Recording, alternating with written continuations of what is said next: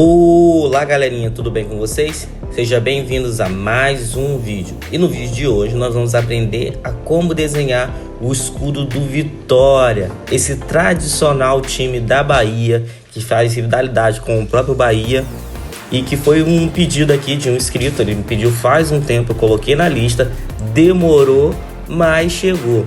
Então já vai deixando o seu dedo no like aí, se inscreve no canal se você não é um inscrito e comenta aí embaixo.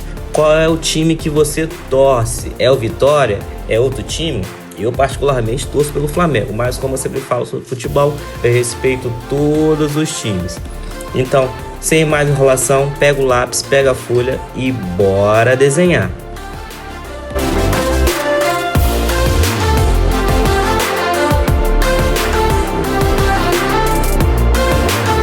Se você é novo aqui e não sabe como funciona o canal, é bem simples. É só você ir copiando as linhas que eu estou fazendo no vídeo passo a passo, que no final você vai conseguir fazer o mesmo desenho que eu. Então já vai deixando o seu dedo no like aí para fazer com que esse vídeo chegue a mais fãs de futebol. Comenta aí embaixo qual vídeo você gostaria que aparecesse aqui no canal. Pode até demorar, mas o seu pedido provavelmente vai ser atendido. E se você quiser que seu desenho apareça aqui na comunidade, é bem simples. Depois que você fizer o desenho, tira uma foto, posta na sua comunidade do YouTube e marca o nick do canal, @PHDesenhos, que é assim que eu ver sua marcação, eu vou repostar seu desenho, vou elogiar, analisar e a gente vai compartilhar a arte com outras pessoas. Então não deixa de deixar o seu like aí e bora desenhar.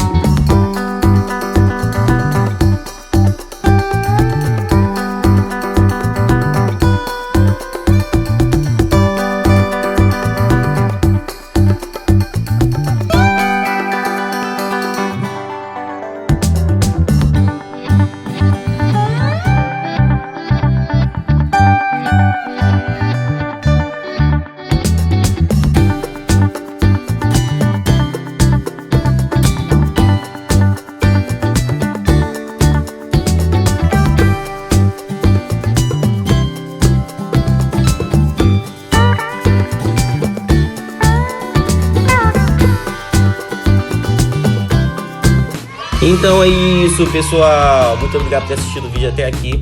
Comenta aí embaixo o que você achou do vídeo.